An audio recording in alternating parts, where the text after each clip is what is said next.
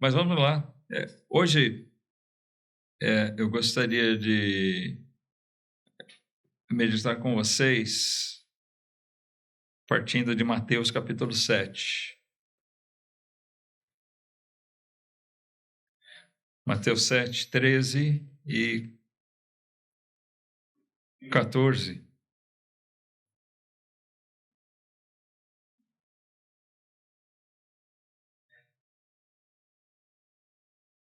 Palavras de Jesus aqui dizendo: entrai pela porta estreita, porque larga é a porta e espaçoso o caminho que conduz à perdição.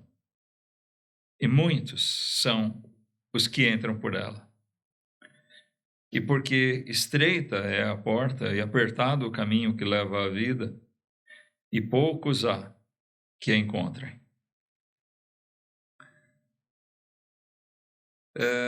Como diz o hino 237 do cantor cristão, tão perto do reino, mas sem salvação. Nós podemos dizer que há muitas pessoas que estão caminhando, pensando estar no trilho, no caminho certo, mas entraram pela porta errada. E não tem como entrar na porta errada e traçar o caminho certo. Não tem atalho para isso. Jesus assevera aqui que há muitos que vão pela porta, pelo caminho espaçoso, e esse caminho leva inevitavelmente à perdição. E uma triste constatação nas palavras de Jesus aqui é que muitos são os que entram por ela.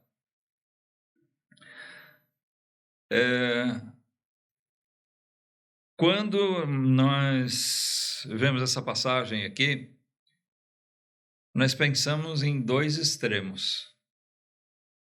Naturalmente, nós pensamos em dois extremos. Uma pessoa que entra pela porta estreita e que ela segue a Cristo, ela segue a palavra de Deus, confiada em Cristo. E aquelas outras pessoas que entram por aquele caminho largo, com a porta imensa, e um caminho assim de devassidão, né? Pecaminosidade franca, aberta. Existe um quadro que foi elaborado há muitos anos atrás, acho que no século XIX ainda, que é um clássico, né? Muita gente tinha esse quadrinho, ou um quadro que tem bem esses caminhos, né? Quem conhece esse quadro? Algumas irmãs e alguns irmãos lembram dele. Era clássico, assim. Tinha muita gente que tinha na parede, na igreja, em casa, em livros, tinha lá esse quadrinho. Se você pesquisar aí, acho que jogar no Google caminho largo e estreito, é capaz de você achar, né? Mas o que acontece? Quando ele focaliza no caminho largo, o caminho espaçoso, ele passa bem essa ideia, irmãos. Mas eu quero chamar a atenção para tentar corrigir um pouquinho a nossa compreensão disso. Porque Jesus falava a pessoas que não tinham uma vida abertamente, pelo menos, de pecaminosidade, né? Ele não está falando isso aqui, aqueles que caminham pela bandidagem, pelo adultério, prostituição, né? As coisas perniciosas. Não. Jesus falava essas coisas aqui diante de um público que se considerava religioso também. A gente tem que considerar que grande parte dos sermões de Jesus eram em meio a essa gente, e muitos deles direcionados especificamente aos fariseus, aos escribas, tá certo? Quando a gente lê os evangelhos, a gente observa isso. Então, o que acontece, irmãos? Muitas pessoas perto, ou seja, elas parecem salvas, ou elas acreditam até serem salvas, mas sem a devida fundamentação na sua crença. Esse caminho largo, espaçoso, ele é tão espaçoso que ele abrange uma grande variedade de opções. Não é só nesses extremos que nós vemos, né, dessa vida totalmente entregue à carnalidade. Não. O caminho largo, espaçoso, ele engloba os de vida religiosa também. Então, isso é importante atentar, porque isso diz respeito a muitos que estão no meio cristão, no meio das igrejas também.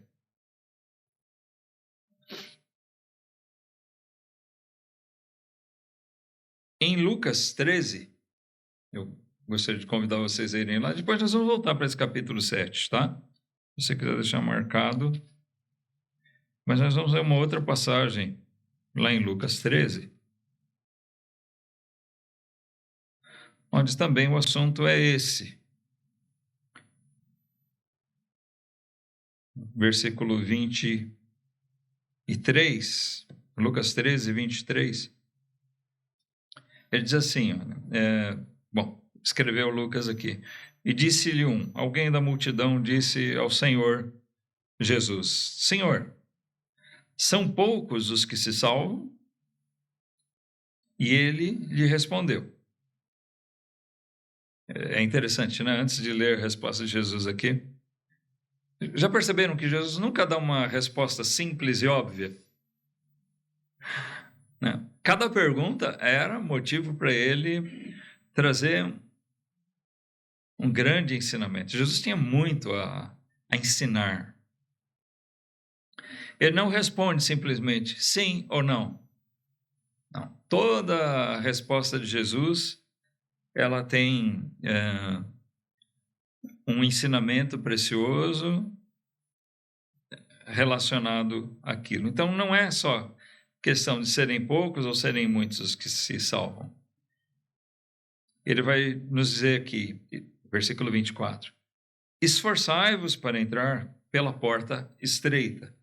Então, aqui também ele fala sobre a porta estreita, da mesma forma que nós lemos lá em Mateus.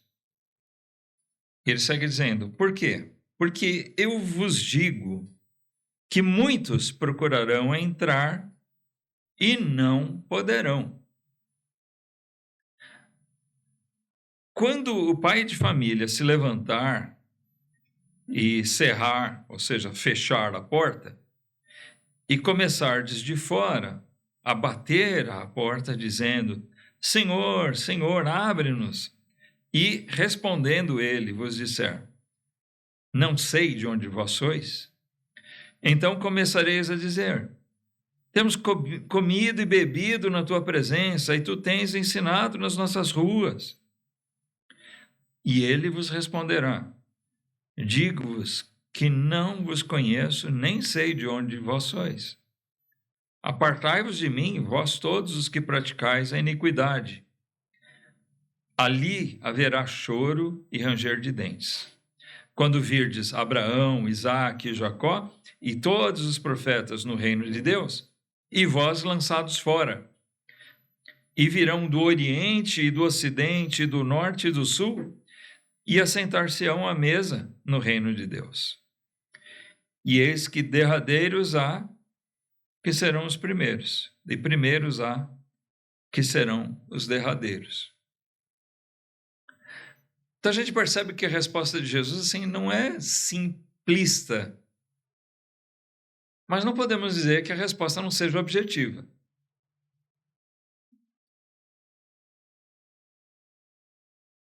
A questão está mais no ponto de quem é que vai ser salvo, do que quantos serão salvos. Aqueles judeus que questionaram Jesus, eles lançam essa pergunta. Certamente esse homem que perguntou isso a Jesus, ele representava uma dúvida de grande parte deles. Não foi um pensamento exclusivo dele. Mas Jesus disse, olha, muitos vão querer entrar, vão procurar entrar e não poderão.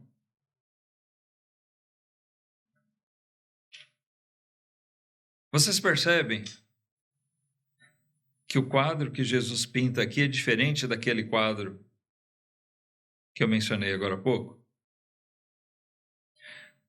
Porque essas pessoas a quem Jesus está se dirigindo, né, e ele mesmo está dizendo como vai ser, quando o pai de família, ele está se referindo ao Pai, Deus, quando ele fechar a porta da casa, ninguém mais vai entrar. E eles vão bater a porta, dizendo, abre-nos.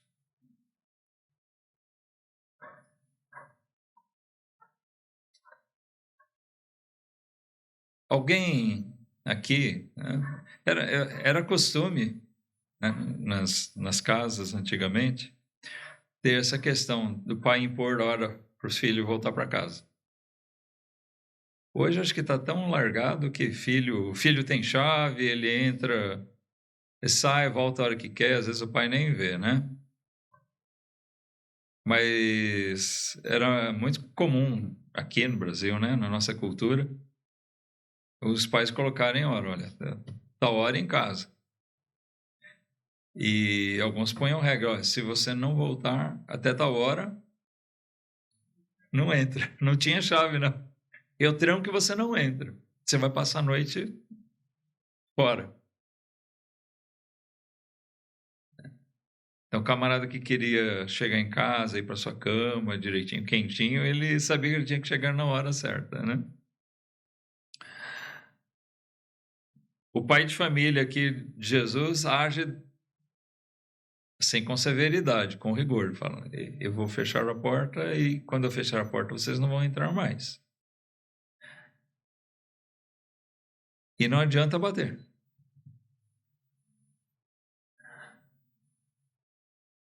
Claramente, ele estava se referindo aqui, naquele momento, era uma mensagem direta para os judeus. Olha o que ele diz. Eles vão começar a dizer, nós temos comido e bebido na tua presença e tu tens ensinado nas nossas ruas. Então, isso tem uma primeira aplicação assim, relacionada aos próprios judeus. Isso quer dizer, eles vão alegar, olha, nós estávamos na tua presença, nós te servimos, nós guardamos a lei. Como é que o Senhor diz agora que não nos conhece?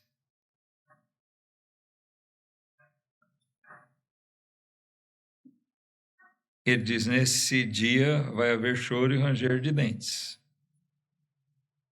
Olha como a mensagem aqui, bem voltada para eles, né? Ele diz no versículo 28, vai haver choro e ranger de dentes quando vocês virem Abraão, Isaque e Jacó e todos os profetas no reino de Deus, e vós lançados fora.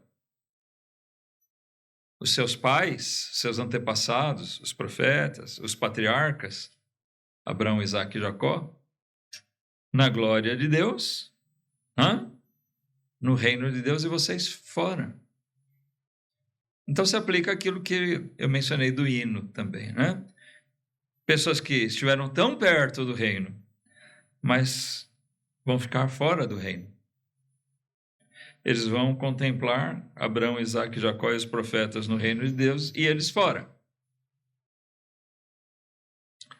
Bom, mas a palavra de Deus, ela é ampla no seu significado. Se isso é uma verdade com relação àquela geração, né, Jesus estava exortando a eles, olha, vocês vão ficar de fora, porque vocês estão rejeitando o Cristo de Deus. Vocês estão vivendo na hipocrisia de vocês, se julgando dignos da salvação, simplesmente porque vocês são descendentes de Abraão, Isaque e Jacó. Mas vocês não estão vivendo como Abraão, Isaque e Jacó. Essa é a questão. Porque esses homens, esses patriarcas, eles viveram no temor de Deus. Eles andaram e viveram aqui pela fé. De uma forma diferente desses judeus a quem Jesus estava se dirigindo agora. Eles pareciam ou pensavam ser salvos, acreditavam ser salvos. E talvez quando esse homem dirigiu a pergunta a Jesus, são muitos que se salvam? Talvez ele esperasse até que Jesus dissesse, olha, não são muitos, mas você está dentro, tá? Mas a resposta de Jesus levou a eles um questionamento. E hoje essa mesma palavra traz esse mesmo questionamento a nós. A Bíblia, como palavra de Deus, ela é poderosa também no aspecto de que ela fala àquelas pessoas daquele tempo, mas ela foi deixada de uma maneira que ela fala a nós também hoje, em todo o tempo. Amém? A Bíblia não tem uma única aplicação exclusiva a um único momento, mas ela tem uma aplicação que perdura pelos tempos e ela é útil para nós hoje. Então, o que acontece é que existem outros grupos de pessoas a quem essas palavras podem ser aplicadas nos dias de hoje, ou posteriores a essa ocasião que Jesus falou também aos judeus. Nós temos os que eu chamaria assim, de pseudo-cristãos, são aqueles que pensam ser cristãos. Eles se denominam cristãos. Eu sou evangélico, eu sou crente, sei lá como é que ele se refere a si mesmo. Mas, na verdade, ele não atende os requisitos de Deus.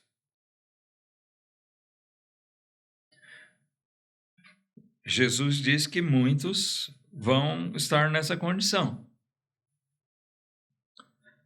Nós vamos voltar daqui a pouco para Mateus e nós vamos ver isso também, tá?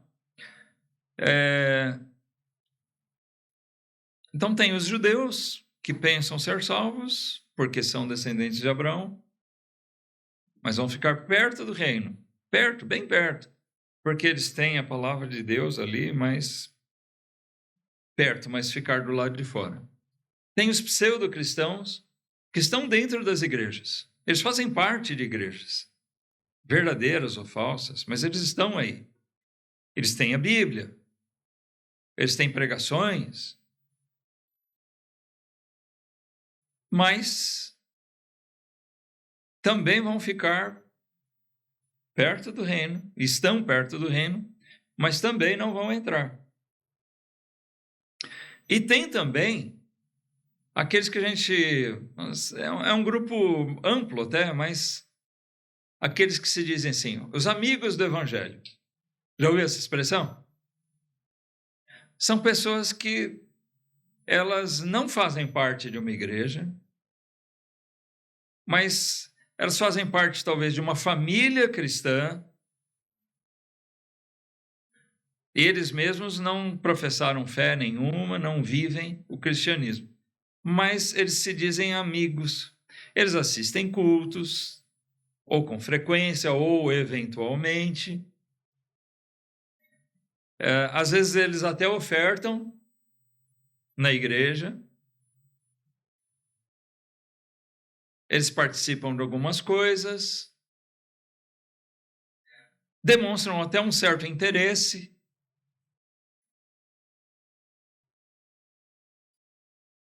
mas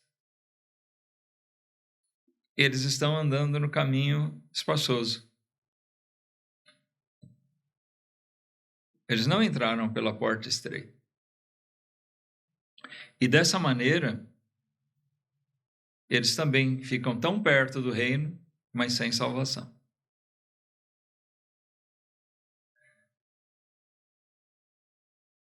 Da mesma forma que aqueles judeus. A gente voltando para Mateus 7,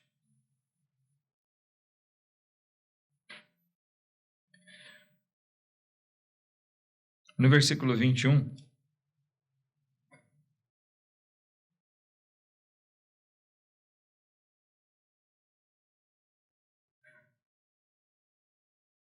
Jesus vem falando sobre os falsos profetas, tá? Mas aqui é interessante notar que ele não se refere só aos falsos pregadores, aos falsos profetas. Olha só. É óbvio que os falsos profetas não vão entrar no reino de Deus, né? Mas ele diz no versículo 21, nem todo o que me diz, Senhor, Senhor, entrará no reino dos céus, mas aquele que faz a vontade de meu Pai, que está nos céus. Muitos me dirão naquele dia, Senhor, Senhor, não profetizamos nós em teu nome? Em teu nome não expulsamos demônios? Em teu nome não fizemos muitas maravilhas? Então lhes direi abertamente, nunca vos conheci.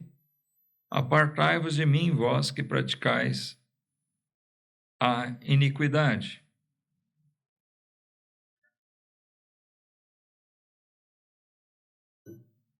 Então,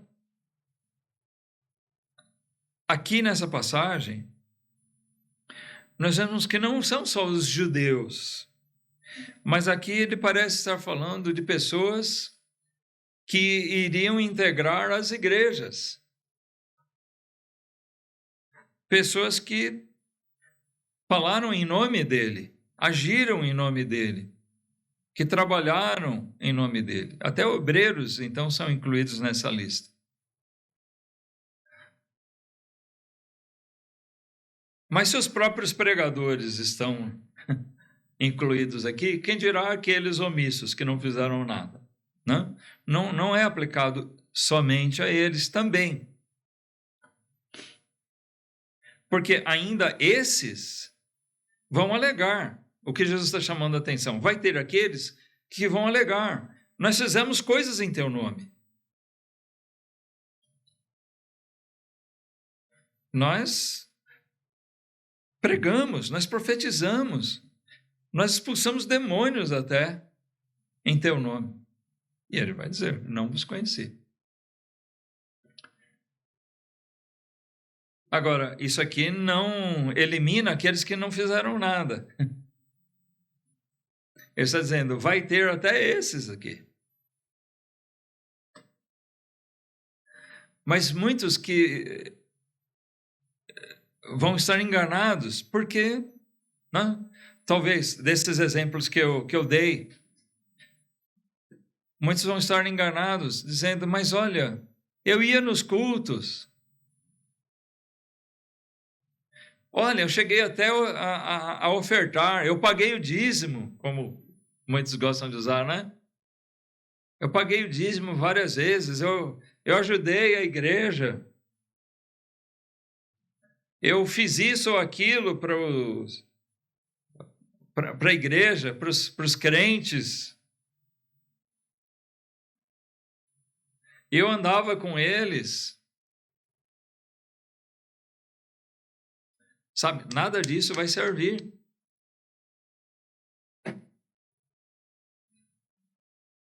Se uma pessoa não professar Cristo verdadeiramente e não viver efetivamente uma vida de uma pessoa regenerada, transformada por Cristo, não adianta essa pessoa se enganar.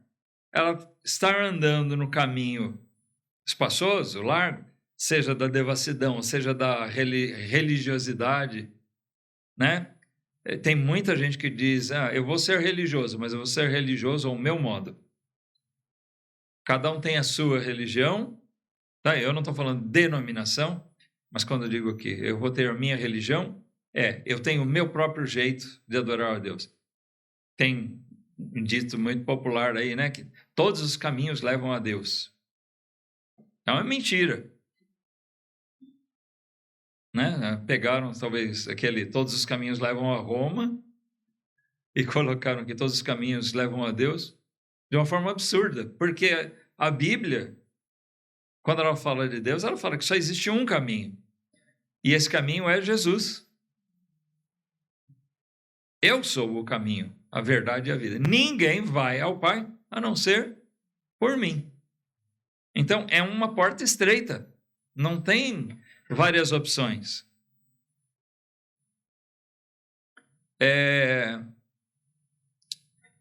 Infelizmente, a gente vê grandes pregadores, né, que acabam cometendo assim erros lamentáveis. Sem dúvida, a gente assiste algumas pregações, a gente vê pregações evangelísticas, eu diria assim, poderosas, né, de alguns pregadores. Eu me refiro particularmente ao Billy Graham, falecido já. Mas o Billy Graham foi tido como talvez o maior pregador evangélico do século passado. Ele fez várias cruzadas, pregando, lotou estádios. Olha, ele lotou o Maracanã.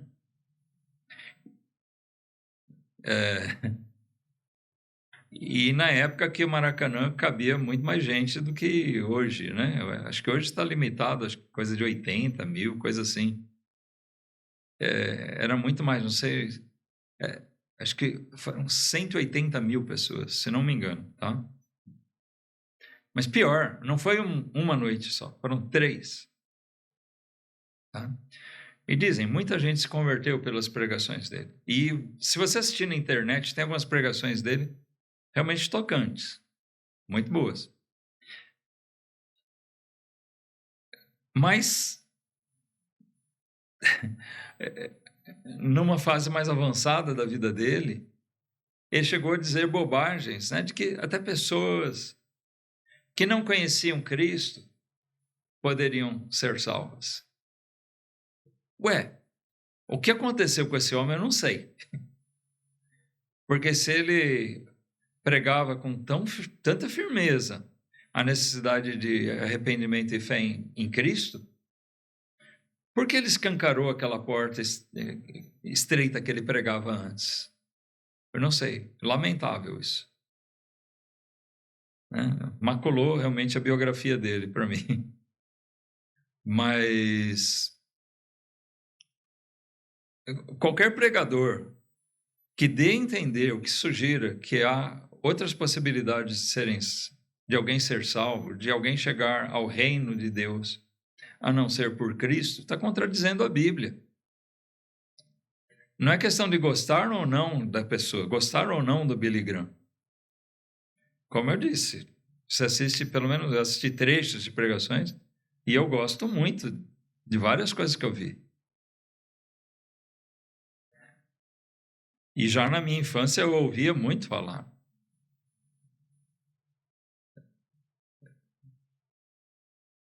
Dele, das pregações dele. Mas vejam, o que é errado é errado. E se ele falou coisas fora da Bíblia, lamentavelmente, ele cometeu um grave erro.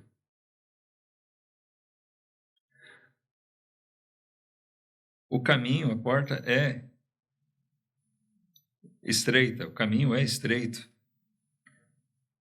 Não há várias possibilidades, várias formas dentro de várias religiosidades. Não, é por meio de Cristo.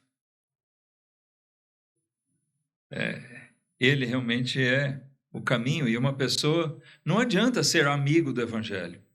Não adianta ser marido de uma mulher crente, ou esposa de um homem crente, ou pai de crentes, ou filho de crentes. Não adianta. Isso não salva ninguém. Não é verdade? Como também não adianta fazer parte de uma igreja, simplesmente, se não estiver ligado a Cristo. Alguém pode fazer parte de uma igreja a vida inteira, uma vida toda, e ela morre, e o destino dela vai ser exatamente esse.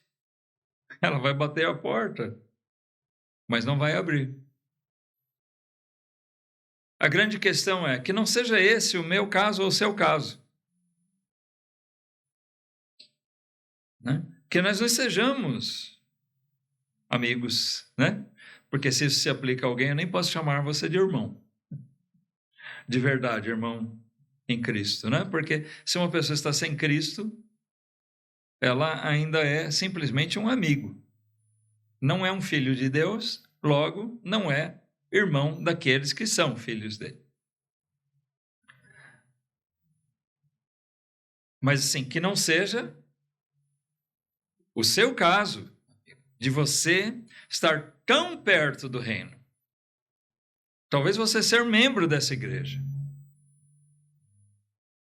Talvez alguém ser parente. Mas ficar nessa condição vai estar exatamente como aqueles judeus que eram descendentes de Abraão, Isaac, Jacó, que tinham a lei, que tinham os rituais da lei. Isso, Jesus disse, isso não vai servir de nada para vocês. O que o homem tem que fazer é o que Paulo fez, né? Tudo que ele tinha, ele disse, olha, eu coloquei como um monturo. Como em algumas traduções está uma palavra mais pesada até, né? Esterco. É lixo. Toda aquela religiosidade que ele tinha, mesmo no zelo dele, tudo aquilo que eu tinha e as coisas que ele tinha em razão disso, tudo isso eu tive por esterco para ganhar a Cristo. Paulo entendeu que só existia um caminho estreito, e era esse caminho. Entrando pela porta, que é Cristo. É esse caminho estreito que conduz à salvação, que segue em obediência, em observância à palavra dele. Nos versículos seguintes aqui de Mateus 7, logo depois de dizer a respeito desses muitos que diriam: Senhor, Senhor, nós fizemos tanta coisa, e ele diz: nunca vos conheci, vocês nunca tiveram nada comigo, né? No versículo 23. Então ele decreta aquela separação, a triste separação. Olha, nós devemos pensar nisso. Essa pessoa que se ilude, né? Olha, eu sou salvo. Deve ser duro, né? Chegar naquele momento e ouvir um não. Eu nunca tive nada com vocês. Ponham-se daqui para fora. Isso quer dizer, apartai-vos de mim. Ponham-se fora daqui. Vocês não têm nada a ver comigo. Vocês me rejeitaram a vida inteira. Vocês não quiseram saber de mim. Vocês quiseram saber de viver do jeito de vocês. Seja na devassidão, seja na religiosidade que vocês escolheram viver. Mas isso não vale nada. Então, aqui Jesus nos traz aquela parábola. No versículo 24, onde ele diz: todo aquele, pois, que escuta estas minhas palavras e as pratica, assemelhá-lo-ei ao homem prudente que edificou sua casa sobre a rocha. Que palavras são essas? Os irmãos que participaram naquela época que nós estudamos sobre o Sermão do Monte vão lembrar tudo, né? Ou muita coisa daquilo que a gente estudou, de tudo que Jesus ensinou, e ele está se referindo àquilo. Aqueles que ouvem esses meus ensinamentos e praticam, eu vou dizer, esses eu vou comparar ao homem prudente que edificou a sua casa sobre a rocha. E edificar a casa sobre a rocha quer dizer, esses têm segurança. Não correm o risco de ouvir depois nunca vos conheci. Vocês não têm nada comigo. Não correm o risco de ouvir apartai-vos de mim, ponham-se daqui para fora. Não. Jesus está dizendo que essas pessoas que ouvem as suas palavras e praticam, elas fazem isso porque elas verdadeiramente creem nele, confiam nele e temem a Deus de verdade. Isso quer dizer que ela construiu a sua casa sobre a rocha, firmados na palavra de Deus, firmados em Cristo. O que a palavra de Deus diz? Que eu vou ser salvo pelas obras, por ser descendente de Abraão? Não. A palavra de Deus diz, você vai ser salvo mediante seu arrependimento e fé no Senhor Jesus. E essa sua fé, ela é verdadeira, ela vai se mostrar verdadeira, levando você a uma vida de amor a Deus, de obediência a Ele, porque Cristo morreu para nos levar à presença de Deus, quebrar a separação que havia. A separação que, né, foi gerada por conta dos nossos pecados. Então, agora, essa rocha sólida que nós temos, que é Jesus e a própria afirmação que a palavra de Deus nos traz com ele, nós podemos dizer que Jesus é a rocha, mas ele mesmo, Jesus é a palavra, né? O verbo. Jesus é a palavra viva, a palavra de Deus viva, na prática. Toda a palavra de Deus falava de uma redenção da humanidade, para a glória de Deus. E Jesus é que cumpre isso, como a gente viu lá em Hebreus. Ele é o autor e consumador da fé. Então, a palavra de Deus é uma rocha sólida onde nós nos firmamos, porque ela ensina a respeito de Jesus.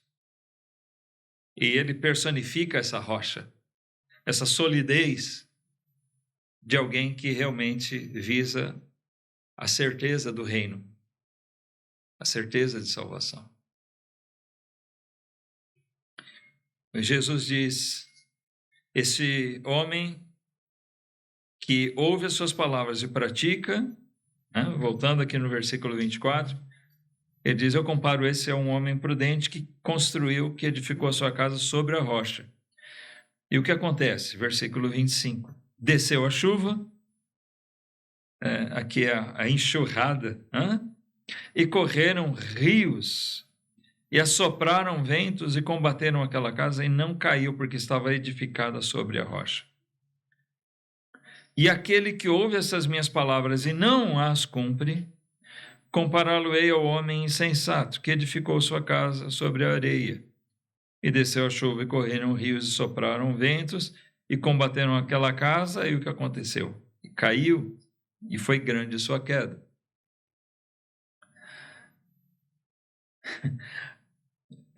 Tem uma expressão que a gente usa, quando a coisa dá errado, né? Caiu a casa para você, né? Ih, a casa caiu. Quer dizer, deu errado. Deu ruim, né? Aqui não é só força de expressão, é a realidade. A casa caiu porque ela não foi edificada sobre a rocha. Pobre alma é aquela que vai perceber na eternidade que a casa caiu para ele. Que ele se fiou na sua própria religiosidade, no seu modo de viver, no seu modo de ser, desprezou as palavras de Jesus, desprezou Cristo e vai bater a porta, mas a porta vai estar fechada para ele. Mas eu era um amigo do Evangelho. Não tenho nada com você. Mas eu era membro da igreja. Não tenho nada com você. Mas eu era descendente de Abraão, Isaac e Jacó. Não tenho nada com você. Nada vai adiantar. Jesus disse que cada um de nós tem que ser como esse homem que ele diz, ser prudente. Edificar a sua casa na rocha e, assim, ter segurança de que ele está no caminho certo, no caminho estreito, que conduz à salvação, e não no caminho espaçoso, que abrange tantas coisas. Notem, esse caminho espaçoso nem sempre é fazer tudo o que eu quiser. Tem pessoas que estão baseando sua salvação numa religião cheia de regras humanas. Eu não posso isso, não posso aquilo, não posso mais isso, não posso mais aquilo. Mas esquecem de Cristo. Eles vivem uma vida de abstinência. Sabe, até essa vida monástica, né? De viver enclausurado dentro de regras, ou como aqueles que se colocaram dentro de um monastério mesmo para não ter convívio com o pecado. Até esses que viveram dentro dessa severidade, na verdade, isso é um caminho espaçoso. É largo. Não é porque você se priva de algumas coisas que você está no caminho estreito. Essa é uma noção enganosa, equivocada. Tá? Você pode se privar de muitas coisas e ainda assim está andando no caminho espaçoso. Porque se você se priva dessas coisas por regras impostas por outra pessoa, por você mesmo, mas não por você estar realmente vivendo em obediência e amor ao Senhor Jesus Cristo, isso não adianta nada. Se está fazendo para agradar A ou B, também não adianta nada. Nós temos que fazer para agradar aquele que morreu por nós. Em obediência a ele. O que falta para muitos? Edificar a sua casa na rocha.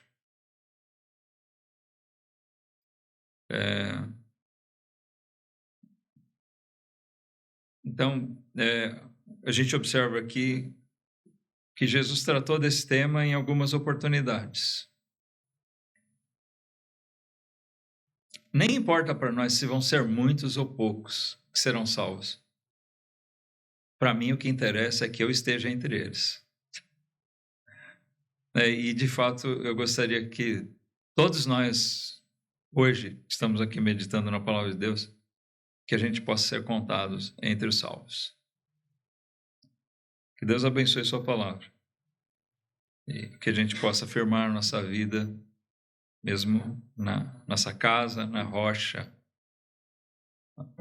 estar nesse caminho estreito, que nenhum de nós se iluda, se engane, que para chegar naquele dia e ouvir a triste rejeição, né? Aquela constatação.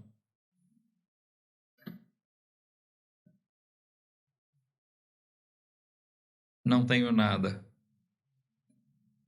Estive tão perto do reino. Tão perto, ouvi tantas vezes a palavra de Deus. Eu estava ali. Eu tinha a Bíblia, eu lia a Bíblia, eu ouvia dela, mas eu não atentei. E agora o meu destino eterno está selado. Que triste isso. Mas Jesus diz, muitos vão estar nessa condição. Eu não quero estar entre eles. E nem que você seja contado entre esses. Vamos orar?